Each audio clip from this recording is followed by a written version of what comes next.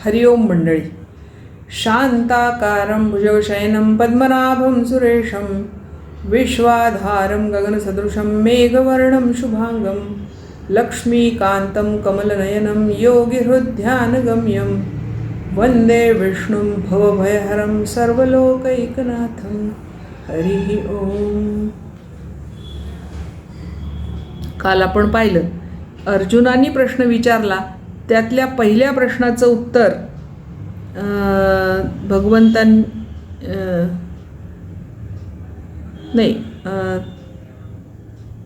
त्रिगुणातीत पुरुष कोणकोणत्या लक्षणांनी युक्त असतो आणि त्याचं आचरण कसं असतं आणि माणूस कोणत्या उपायाने त्रिगुणातीत होतो, असं काल अर्जुनाने प्रश्न विचारलेले आपण पाहिले. अध्याय 14 श्लोक 22 ते 27. आज हा अध्याय आपला पूर्ण होईल, संपेल. तर आपण ते 22व्या श्लोकापासून आता बघूया. श्री भगवान उवाच. भगवंतांनी आता सांगायला सुरुवात केली. गुणातीताचं लक्षण आणि आचरण कसं असतं अर्जुनाने विचारलं, तर त्या प्रश्नाचं उत्तर या ठिकाणी दिलेलं आहे. काय सांगतात भगवान बघा 22व्या श्लोकामध्ये. प्रकाशंच प्रवृत्तींच मोहम एवच पांडव न द्वेष्टी संप्रवृत्तानि न निवृत्तानि कांक्षती. प्रकाशं च प्रवृत्तीं च मोहम एवच पांडव. प्रकाश म्हणजे सत्वगुण, प्रवृत्ती म्हणजे रजोगुण आणि मोह म्हणजे तमोगुण. तर हे अर्जुना, जो माणूस सत्वगुणाचं कार्य असणारा प्रकाश, रजोगुणाचं कार्य असणारी प्रवृत्ती आणि तमोगुणाचं कार्य असणारा मोह हे प्राप्त झाले, म्हणजे या 3 गुण आणि त्या गुणांचं कार्य, 3 गुण, सत्वगुण आहे त्याचं कार्य प्रकाश, रजोगुण आहे त्याचं कार्य प्रवृत्ती, कार्याला प्रवृत्त होणे, आणि तमोगुण आहे त्याचं कार्य मोह म्हणजे भ्रम निर्माण होणे. तर अशा प्रकारचे हे कार्य त्या माणसाला प्राप्त झाले असता सुद्धा तो त्याच्याबद्दल विषाद मानत नाही. मला रजोगुण प्राप्त झाला, तमोगुण प्राप्त झाला, सत्वगुण प्राप्त झाला, काहीही यातला कुठलाही गुण प्राप्त झाला आणि त्याचं कार्य त्याला प्राप्त झालं, म्हणजे प्रकाश, प्रवृत्ती, मोह इत्यादी, तरीही तो त्याच्याबद्दल दुःख करत नाही, विषाद करत नाही. आणि समजा यातल्या काही गोष्टी किंवा सगळ्याच गोष्टी त्याला प्राप्त नाही झाल्या, तर त्याला तो त्या प्राप्त होण्याची इच्छासुद्धा करत नाही, इच्छा त्याच्या मनामध्ये निर्माण होत नाही. मग आता प्रकाश म्हणजे काय, तर अंतःकरण आणि इंद्रियांमधला आळस नाहीसा होऊन चैतन्य निर्माण होतं, त्याला म्हणतात प्रकाश. मोह म्हणजे काय, तर इंद्रिय आणि अंतःकरण यांच्यामधला चेतनाशक्तीचा अभाव. इंद्रिय आणि अंतःकरणामध्ये चैतन्यच राहत नाही, हे गळून गेलेलं, कायम मरगळलेलं असं जे असतं ते. मग त्रिगुणातीत माणसाचं आचरण कसं असतं ते आता ह्या श्लोकामध्ये त्यांनी सांगितलं, की तो ह्या त्रिगुण आणि त्याची कार्य प्राप्त झाली असता त्याच्याबद्दल दुःख मानत नाही, आणि प्राप्त झाली नाहीत तरी ते प्राप्त होण्याची इच्छासुद्धा करत नाही, असा तो माणूस वागतो. तर 23वा श्लोक. उदासीनवद आसीनो गुणैर्यो न विचाल्यते गुणावर्तन्त इत्येव योवतिष्ठति नेंगते. गुणः एव वर्तन्ते. गुणच गुणांमध्ये कार्यरत आहेत असं तो जाणतो. त्रिगुणातीत झालेला असल्यामुळे नित्य भगवंतामध्ये स्थिर राहतो, असा तो असतो. त्याचं आचरण असं असतं. त्याच्या अभिमानरहित अंतःकरणात 3 गुणांचे प्रकाश, प्रवृत्ती, मोह इत्यादी वृत्ती उत्पन्न झाल्या किंवा नाही झाल्या तरी कशानेही तो त्याच्या मनामध्ये विकार निर्माण होत नाही. हे गुणातीत असल्याचं मुख्य लक्षण आहे. आणि मग असा गुणातीत जो असतो तो कसा असतो? उदासीनवत आसीनो. उदासीन माणसाप्रमाणे बसून राहतो, एका ठिकाणी स्थिर राहतो. मग उदासीन म्हणजे काय? तर साक्षी भावानी तो प्रत्येक गोष्टीकडे पाहतो. मग तो सत्वगुण असेल, रजोगुण असेल, तमोगुण असेल, सत्वगुणाचं कार्य असेल, रजोगुणाचं कार्य असेल, तमोगुणाचं कार्य असेल, त्याच्याकडे तो साक्षी भावानी फक्त बघतो, म्हणजे तटस्थ राहतो. त्याला म्हणतात उदासीन. उदासीनवत आसीनो गुणैः न विचाल्यते. हे गुण, या गुणांकडून तो विचलित होत नाही, त्याच्यामध्ये विकार निर्माण होत नाही. सत्वगुण प्राप्त झाला म्हणजे सुख निर्माण झालं, रजोगुण प्राप्त झाला म्हणजे दुःख निर्माण झालं, आणि तमोगुण प्राप्त झाला म्हणजे मोह निर्माण झाला. असे विकार त्याच्यामध्ये, म्हणजे बदल त्याच्यामध्ये निर्माण होत नाहीत, ते त्याला विचलित करू शकत नाहीत. गुणाः वर्तन्त इत्येव यो अवतिष्ठति नेंगते न इंगते. म्हणजे तो गुणांकडून विचलित होत नाही आणि त्याच्याकडून गुण विचलित केले जाऊ शकत नाहीत. दोन्ही एकमेकांना विचलित करत नाहीत. जो साक्षीरूप राहून गुणांकडून विचलित केला जाऊ शकत नाही, गुणच गुणांमध्ये वावरत आहेत असे समजून तो परमात्म्यात एकरूप होऊन राहतो आणि त्या स्थितीपासून तो कधीही ढळत नाही. तात्पर्य काय? गुणातीत पुरुष स्वतः कोणतीच क्रिया करीत नाही.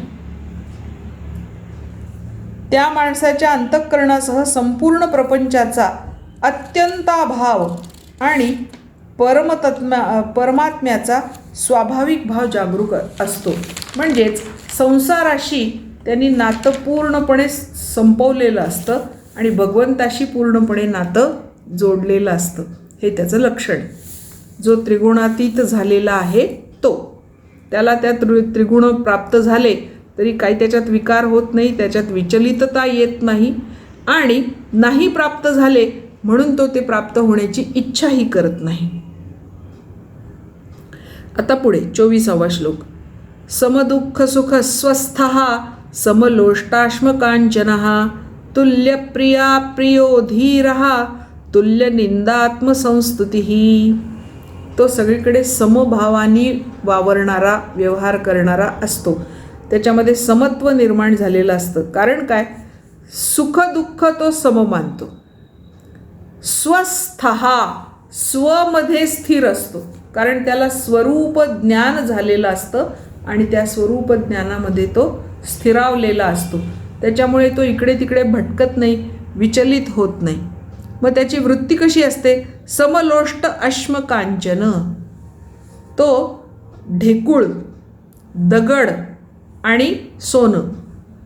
लोष्ट म्हणजे ढेकूळ मातीचं, अश्म म्हणजे दगड, कांचन म्हणजे सोनं. या सगळ्या गोष्टी त्याला सारख्याच आहेत. त्याच्या दृष्टीने सगळ्या गोष्टींची किंमत एकच, जी ढेकळाची तीच दगडाची तीच सोन्याची. तो त्याला काही वेगळं वेगळं मानत नाही. तुल्य प्रिय अप्रियो. त्याला प्रिय गोष्टी प्राप्त होवोत किंवा अप्रिय गोष्टी प्राप्त होवोत, याच्यामध्ये त्याची वृत्ती समान असते. आपले लोहपुरुष सरदार वल्लभभाई पटेल त्यांचं उदाहरण इथे मुद्दाम देते, म्हणजे मग तुल्य प्रिय अप्रिय काय हे लक्षात येईल. ते वकील होते आणि प्रसिद्ध वकील होते. कोर्टात केस चालू होती आणि ते कुणाची तरी केस लढवत होते. आणि केस चालू असताना भर दुपारी त्यांच्याकडे एक माणूस चिठ्ठी घेऊन आला. त्यांनी ती वाचली चिठ्ठी आणि खिशामध्ये ठेवून दिली. आणि उरलेली दिवसभराचं जे काय त्या केसचं काम होतं ते 5 वाजेपर्यंत त्यांनी पूर्ण केलं. मग काम संपल्यानंतर त्यांनी जजांना म्हणजे न्यायाधीशांना विनंती केली की कृपया आता हे उरलेलं जे या केसचं काम आहे ते 15 दिवस आपण जर स्थगित ठेवू शकलात तर बरं होईल, अशी विनंती केली. मग त्या न्यायाधीशांनी विचारलं की मगाशी तुम्हाला एक चिठ्ठी मिळाली, ती तुम्ही कोर्टासमोर दाखवली नाही, काय आहे त्या चिठ्ठीमध्ये? त्यांनी खिशातून चिठ्ठी काढली आणि कोर्टासमोर सादर केली. त्या चिठ्ठीत लिहिलेलं होतं की आपल्या पत्नीचं निधन झालेलं आहे, अंत्यसंस्कारासाठी सगळे तुमची वाट बघत आहेत, तुम्ही त्वरित निघून यावे. आणि त्या माणसांनी अत्यंत निर्विकारपणे ती चिठ्ठी खिशात ठेवली, संपूर्ण कारवाई पूर्ण केली आणि मग सगळं कामकाज संपल्यानंतर न्यायाधीशांना विनंती केली की 15 दिवस आता हे कामकाज आपण लांबणीवर टाकू शकतो का? हा प्रसंग मला का आठवला इथे, तर हे जे आहे तुल्य प्रिय अप्रिय, अप्रिय गोष्ट होती ही. कुणालाही असं वाटत नाही की आपली पत्नी गेली आहे आणि तिकडे सगळं चालू आहे आणि आपण आपलं केस लढवतोय, असं कुणालाही वाटत नाही. हे अप्रिय गोष्ट आहे. पण या अप्रिय गोष्टीकडे सुद्धा त्यांनी संतुलित दृष्टीने पाहिलं, कारण कर्तव्य महत्त्वाचं भावनेपेक्षा. भावना तर महत्त्वाची आहेच, पण दोन्हींची तुलना करायची झाली तर भावनेपेक्षा कर्तव्य श्रेष्ठ. आणि ते कर्तव्य कितीही अप्रिय असलं, बाकीच्या गोष्टी कितीही प्रिय असल्या तरीही कर्तव्य आधी करायचं. हे कोण करू शकतो? जो त्रिगुणातीत झालेला असतो तोच करू शकतो. सुखदुःखामध्ये त्याची समान बुद्धी असते, स्वतःमध्ये तो स्थिर असतो. मातीचं ढेकूळ, लाकूड आणि सोनं यांची त्याच्याकडे याकडे तो समान दृष्टीने पाहतो. तुल्य अप्रिय प्रिय, अप्रिय आणि प्रिय गोष्टींमध्येही त्याची समबुद्धी असते. धीर अत्यंत धैर्यवान असतो. धीर म्हणजे धैर्यवान आणि धीर म्हणजे ज्ञानीसुद्धा. तो ज्ञानीच, कारण त्याला स्वरूपज्ञान झालेलं आहे म्हणजे तो ज्ञानीच असतो. तुल्य निंदा आत्मसंस्तुती, तो स्वतःची निंदा आणि स्वतःची स्तुती यांच्याकडे सुद्धा समान भावाने पाहतो. कोणी निंदा केली म्हणून दुःखी होत नाही किंवा कोणी स्तुती केली म्हणून हुरळून पण जात नाही, असा तो ज्ञानी असतो. त्याचंच पुढे वर्णन 25व्या पण श्लोकात आहे. मानापमानयोस्तुल्यः तुल्यो मित्रारिपक्षयोः सर्वारंभ परित्यागी गुणातीतस्स उच्यते. त्याला गुणातीत म्हणावं. कुणाला? मान अपमानयोः तुल्यः, मान आणि अपमान यामध्ये तो समभाव ठेवतो. तुल्य मित्र अरिपक्षयोः, मित्र असेल किंवा शत्रू असेल या दोन्हींच्या बाबतीत तो समान भाव ठेवतो. सर्व आरंभ परित्यागी, सर्वारंभ परित्यागी, प्रत्येक कर्माच्या मध्ये कर्तृपणाचं त्याग करणारा. म्हणजे मी अमुक एक कार्य मी करतो असं तो कधी म्हणणार नाही. नाहम करता कार्यसी त्वम, मी नाही करता, तू करवून घेतोस भगवंता, असंच म्हणतो. गुणातीतः उच्यते, त्याला गुणातीत म्हणावं. मानापमान मित्रशत्रू याबाबत समान वृत्ती असणारा, सर्व कर्मांमध्ये अहम करता हा अभिमान ज्याचा नसतो तो गुणातीत आहे असं समजावं. याच्याबद्दल ज्ञानेश्वर काय म्हणतात बघूया. साही ऋतू येता आकाशे लिंपिजेची ना जैसे तेवी वैषम्य मानसे जाणीजेना. 6 ऋतू आपल्याला माहिती आहे, वसंत, हेमंत वगैरे हे सगळे जे 6 ऋतू आहेत हे आकाशामध्ये येतात, निर्माण होतात.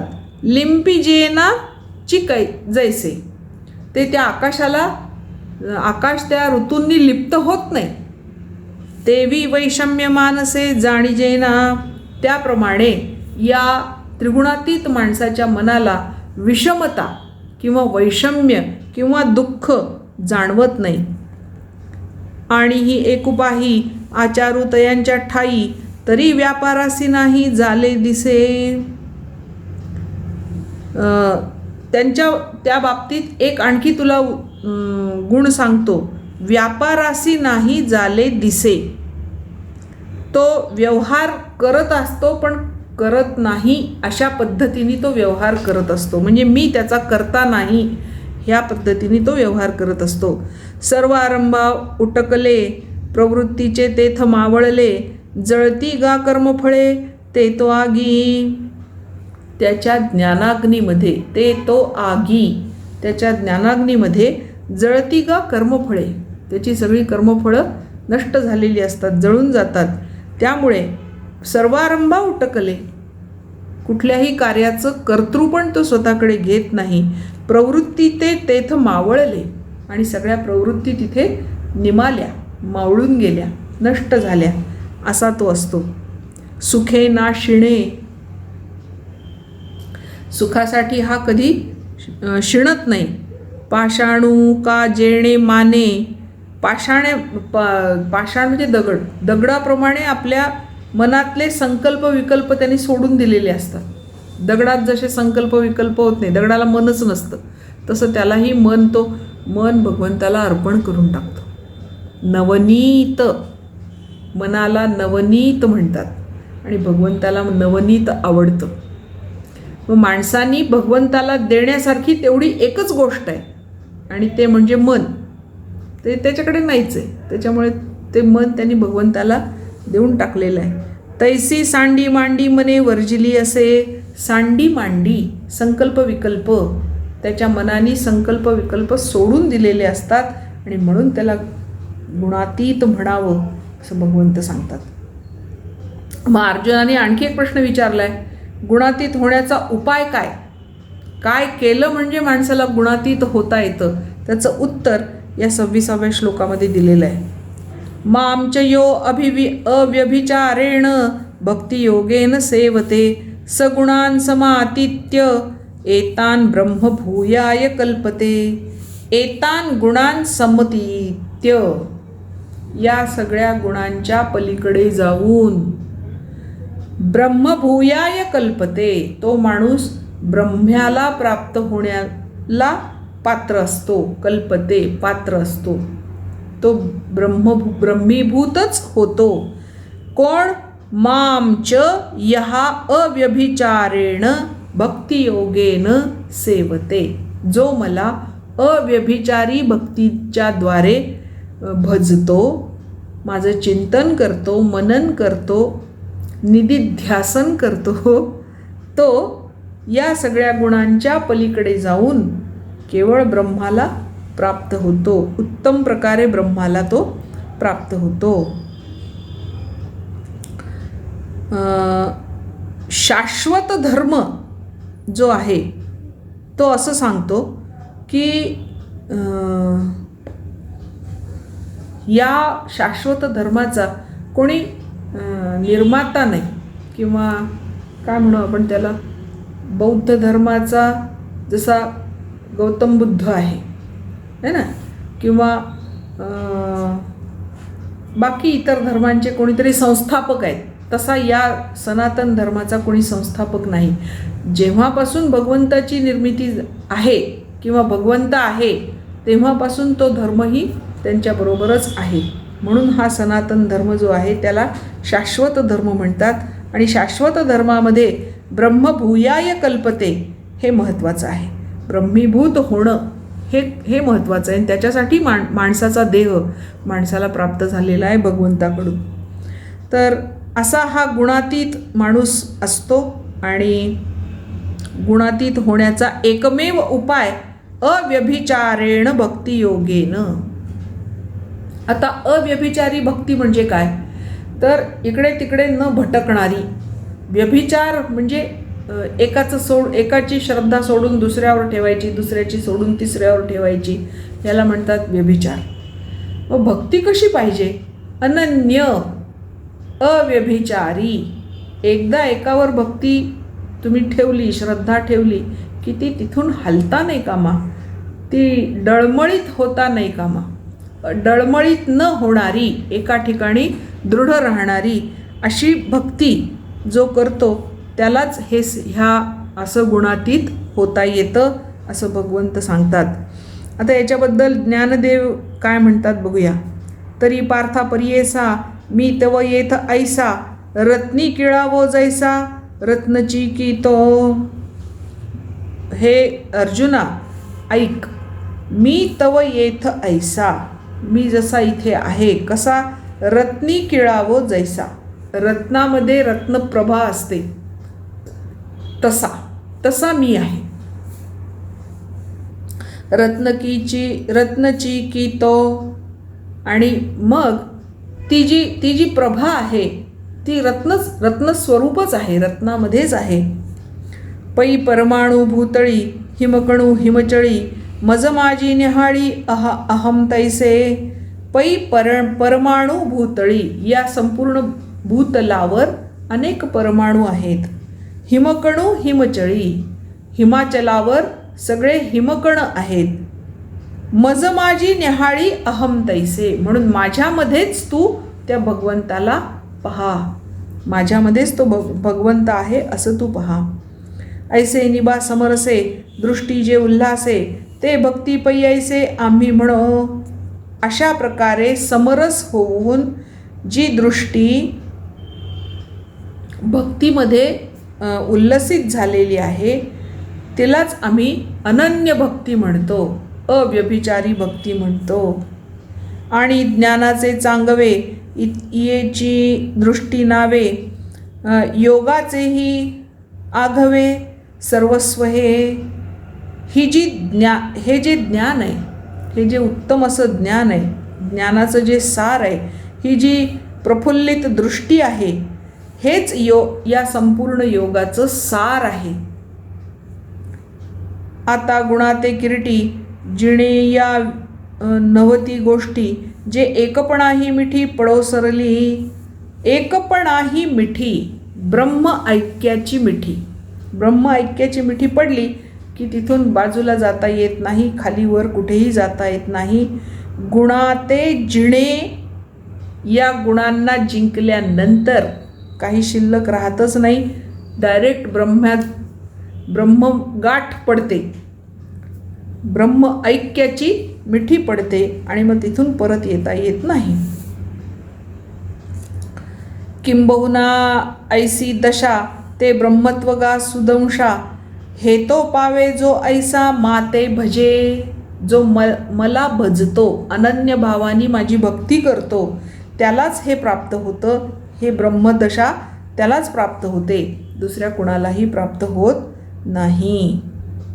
मग आता पुढे 27वा आणि शेवटचा श्लोक, भगवत स्वरूपाचा महिमा त्या श्लोकामध्ये सांगितलेला आहे. ब्रह्मणो हि प्रतिष्ठाहम अमृतस्यास्य अव्ययस्य च, शाश्वतस्य च धर्मस्य सुखस्यैकान्तिकस्य च. ब्रह्मणो हि प्रतिष्ठा अहम, मी त्या ब्रह्मदेवाची सुद्धा प्रतिष्ठा म्हणजे आश्रय आहे. त्या ब्रह्म्याचा आश्रय सुद्धा मीच आहे, माझ्या आश्रयानेच तो राहतो. आणि तो कसा आहे, अमृतस्य अव्ययस्य ब्रह्मणः. अमृत, अव्यय, ज्याचा कधी व्यय होत नाही, ज्याला कधी मृत्यू नाही, अशा त्या ब्रह्म्याचा आश्रय मीच आहे. शाश्वतस्य च धर्मस्य, आणि शाश्वत धर्म आत्ता जो सांगितला सनातन धर्म, त्या धर्माचा सुद्धा आश्रय मीच आहे. सुखस्य एकांतिकस्य च, अखंड एकरस आनंदाचा आश्रय सुद्धा मीच आहे. आणि जो माझी अनन्य भावाने भक्ती करतो तो ब्रह्म पदाला प्राप्त होतो, तोच गुणातीत होतो आणि गुणातीत झाल्यामुळे ब्रह्मत्वाला प्राप्त होतो. असं सांगून या त्रिगुण विभाग योगचा इथे शेवट केलेला आहे. आज आपण 14वा अध्याय आपला संपला. त्या 14व्या अध्यायातले शेवटचे हे 5-6 श्लोक आपले जे राहिलेत ते आता आपण म्हणूया. हे म्हणल्यानंतर गीता पियुषचा श्लोक म्हणू आणि आज थांबू. श्री भगवान उवाच, प्रकाशंच प्रवृत्तिंच मोहमेव च पांडव, प्रकाशंच प्रवृत्तिंच मोहमेव च पाण्डव न द्वेष्टि सम्प्रवृत्तानि न निवृत्तानि काङ्क्षति उदासीनवदासीनो गुणैर्यो न विचाल्यते गुणावर्तन्त इत्येव योऽवतिष्ठति नेङ्गते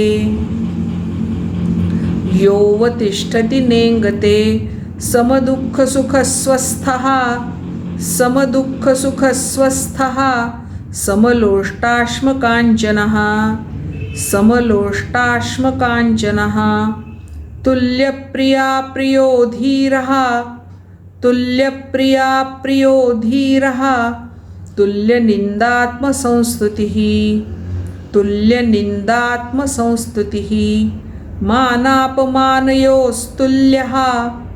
मानापमानयोस्तुल्यः तुल्यो मित्रारिपक्षयोः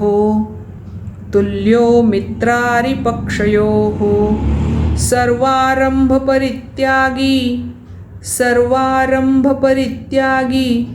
गुणातीतः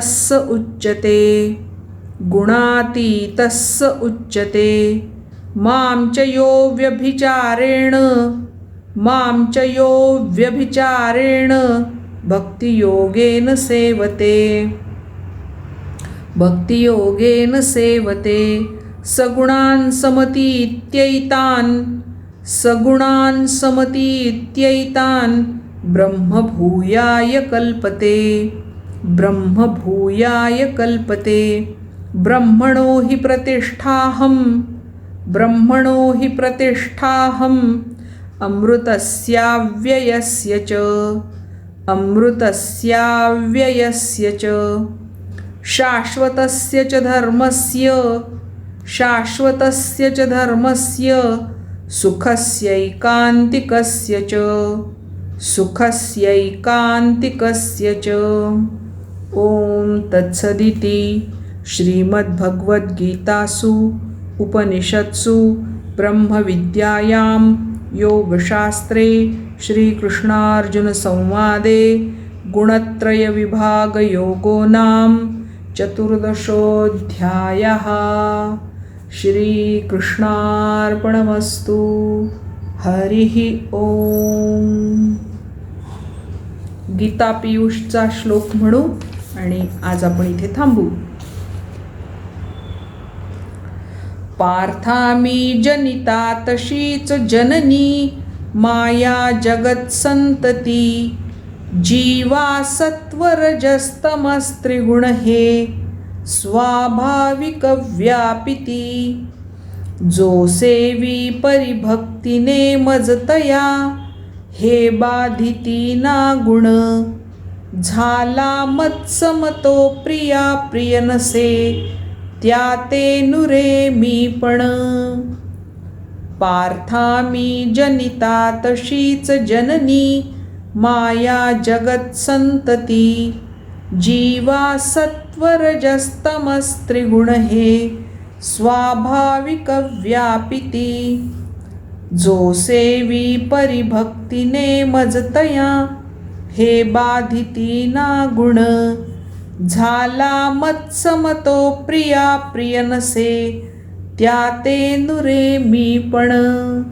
हरिः ओम. आज 14वा अध्याय संपला.